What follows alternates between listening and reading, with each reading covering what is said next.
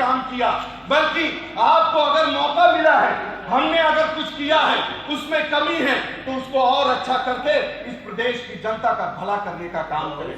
माननीय अध्यक्ष जी, हम जब गांव देहात में जाते हैं तो माननीय अखिलेश यादव जी की सरकार में लोहिया आवास योजना का प्रावधान था, जिसमें 3,20,000 रुपए दिए जाते थे आवास बनाने के लिए।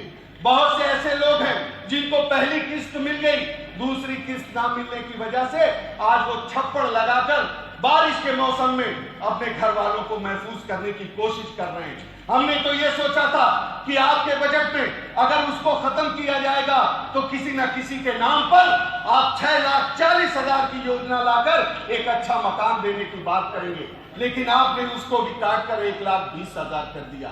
माननीय अध्यक्ष जी, हम तो ये जानना चाहेंगे, आपने कहा कि हम सबका विकास, सबका साथ, सबका विकास लेके चल रहे हैं, लेकिन आपके इस बजट में हमारे अल्पसंख्यक समुदाय की लोगों के लिए कोई भी ऐसी योजना नहीं है कि जिससे आपका जो संकल्प है कि उनको भी दूसरे लोगों के साथ शाना बशाना चलने का मौका दिया जाए, लेकिन उस बजट में ऐसा कोई भी प्रावधान नहीं है कि उनकी तरक्की का रास्ता खुल सके।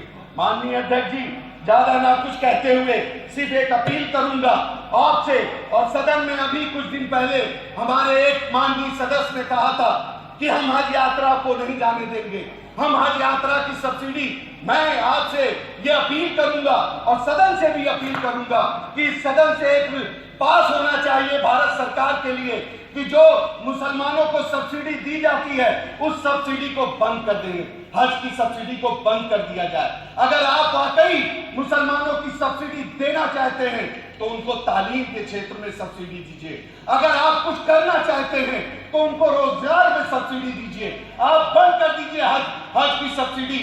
हम आपसे अपील करते हैं और साथ ही ये अपील करते हैं कि आपको मौका मिला है इस सदन में आने का, आपको अगर जनता ने चुन के यहाँ भेजा है, मेरे भाई, हिंदुस्तान एक गुलदस्ता है, एक ऐसा गुलदस्ता है कि यहाँ हर तरह के फूल उगते हैं, और आज हिंदुस्तान की पहचान पूरी दुनिया में इसी नाम पर है।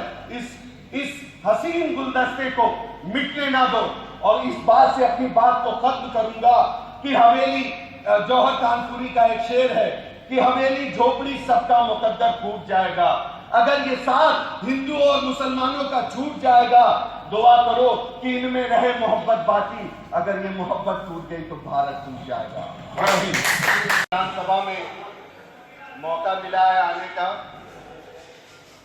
और इस उम्मीद के साथ कि सभी लोग मेरी बात 1 मिनट सुनने का, नहीं, सब लोग सुनेंगे। माननीय अध्यक्ष जी, नए सदस्यों को सुना जाए। नेता विरोधी दल ने जो कहा है उसको अपने साथ जोड़ते हुए मैं ये कहना चाहूंगा कि जैसा बजट आने से पहले पूरे प्रदेश के अंदर जो एक माहौल बनाया गया था कि ये सरकार जो बजट ला रही है वो एक ऐसा तारीखी बजट होगा कि जिसके आने के बाद पूरे उत्तर प्रदेश की तस्वीर बदल जाएगी। माननीय अध्यक्ष जी, जिस दिन से सदन में हम लोग आए हैं, तमाम बातें सुन रहे हैं, हमारे मंत्रीगण भी अपनी बातें रख रहे हैं, हमारे और भी सम्मानित सदस्य भी अपनी बातें रख रहे हैं। जहां तक सवाल है माननीय अध्यक्ष जी कि जिस तरीके से उत्तर प्रदेश की जनता ने आपसे एक उम्मीद, एक यकीन था कि जब आप सत्ता में आएंगे तो एक ऐसा बजट लेकर आएंगे कि उन भूखे गरीब किसान नौजवान की तकदीर और किस्मत का फैसला होगा।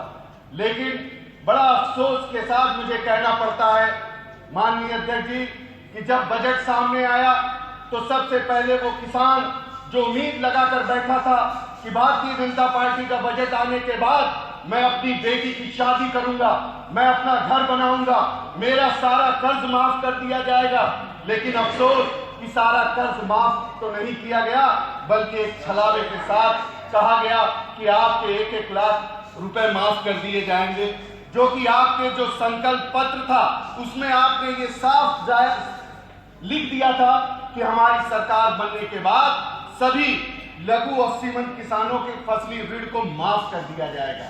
माननीय अध्यक्ष जी, तमाम ऐसी बातें जो आपने अपने घोषणा पत्र में कही थी। अफसोस तो तब होता है कि यहाँ पर जो बड़े बड़े उद्योगपति हैं वो कर्ज लेते हैं तो उनको सरकारें पकड़कर जेलों में भेजने का काम नहीं करती। लेकिन अफसोस, अभी मेरे एक साथी कह रहे थे, मैं उनकी बात से सहमत हूं कि किसान सिर्फ अपना पेट नहीं पालता बल्कि पूरे प्रदेश के लोगों का पेट पालने का काम करता है। उन व्यापारियों को जो कर्ज लेकर आज घूम रहे हैं उनसे कर्ज वसूली नहीं होती, लेकिन अफसोस उन किसानों को जेलों की सलाखों के पीछे डालने का काम होता है। जब ये आ रहा था, मैं इस शेर के साथ अपनी बात को आगे बढ़ाऊंगा कि तेरी एक निगाह की बात थी, मेरी जिंदगी का सवाल था। अगर आप ध्यान देते तो शायद उनका भी मुस्तकबिल बदल जाता। जहां तक सवाल है, मैं ज्यादा कुछ ना कहते हुए, आज जो प्रदेश का माहौल है, आप खड़े होते हैं, तमाम हमारे सदस्य कहते हैं कि पिछली सरकार में ये हुआ। अगर पिछली सरकार में हम कहते हैं जनता ने आपको आपके काम के लिए चुना है, बल्कि हमारी सरकार की बुराइयों के लिए नहीं चुना है।